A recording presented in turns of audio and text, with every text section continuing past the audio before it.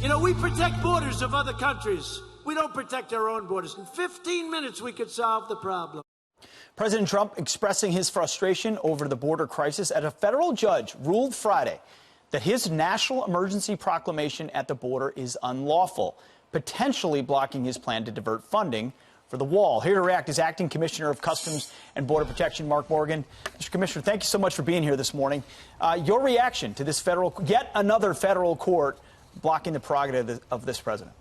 Look, as a law enforcement officer for many decades, Pete, I'm equally as frustrated as the president. And the American people should be worried as well. This is yet another example of judicial activism of a lower court that's absolutely impeding our ability as a law enforcement agency to safeguard this country against this humanitarian crisis and national security crisis. We're beyond frustrated. But Pete, I can tell you, with respect to the wall, right now it only impacts us the amount of funding from DOD. I can promise American people Monday morning that brand new, big, beautiful wall is going to continue to be built along the southwest border so Border Patrol can do their job. So, Mark, so the building continues, but this will obviously be appealed and move up to a higher court. You hope eventually it's overturned. Absolutely, and I have full confidence it will. We are going to appeal. We're going to ask for a stay so that we can continue to build the wall that's needed. I have full confidence we're ultimately going to prevail. The wall's not going to stop being built. It's going to continue, and I still am very confident by the end of 2020 we're going to have that 450 miles of critical, mission-critical wall that we need. Well, we'll follow the news. I know a lot of people frustrated by what the court has been able to do to try to stop the agenda of this president's amazing. We got to get to the second story, though. We got news that there were nearly 1 million border enforcement actions in fiscal year 2019. Put that number in context. That means people attempting to cross the southwest border apprehended. Is that a good number, bad number, up, down? Where are we? So it's an absolutely horrible number in a bad way. And remember the demographics, because these are our children and family members, and because of our absolutely broken asylum process and laws, the majority this past year, we were allowing them into the interior United States. And that's what makes this number so bad. The millions itself is bad, but because of our broken laws, we were letting the majority of those individuals into the interior United States, never to be heard from again.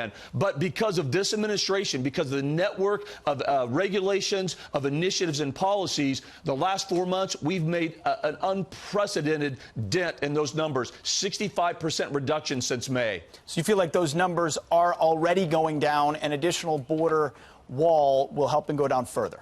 That's absolutely right. The wall is essential. And Pete, here's another thing we don't talk enough about. It's not just about the humanitarian crisis, individuals coming here illegally. It's also about the national security crisis. Last year alone, we seized over 910,000 kilograms of drugs. 68,000 people died because of overdoses of illegal narcotics. That's another part that we have to stop. The wall is absolutely going to help that fight. Mark, I got to ask you on a final topic. President Trump says that acting Homeland Security Chief Kevin McAleenan is stepping down, and a new acting director will be named soon.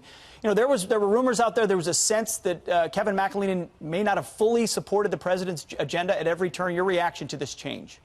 So this is what I'll say, Pete, is, look, I'm sure it was a hard decision for him. We wish him the best in his next endeavor. But what we need to do is stay focused, because although the numbers have gone down and we've achieved a lot of success right now, it's not over. We're still getting 1,600 apprehensions every single day. That's still at crisis levels. We still have a heck of a lot of work to do to safeguard this country and do what we need to do. So that's our focus. Do you think your work will get easier or better with a new with a new head of the department? I think what we're going to do is stay focused as a team. Here's what I'm confident on. The men and women of CBP, of ICE, USCIS, they're going to continue to do their job as they have been, regardless of who is at the head of DHS. Those men and women are going to continue to do their job and risk their lives. We just had an agent last Sunday, Robert Houghton, that just lost his life in the line of duty. He marks the 129th agent to do so. I'm confident that the men and women of the Customs and Border Protection will continue to do their job, regardless of who's heading DHS. All right, Mark, thank you very much for your time this morning and your service to our country. We appreciate it. Thanks, Pete.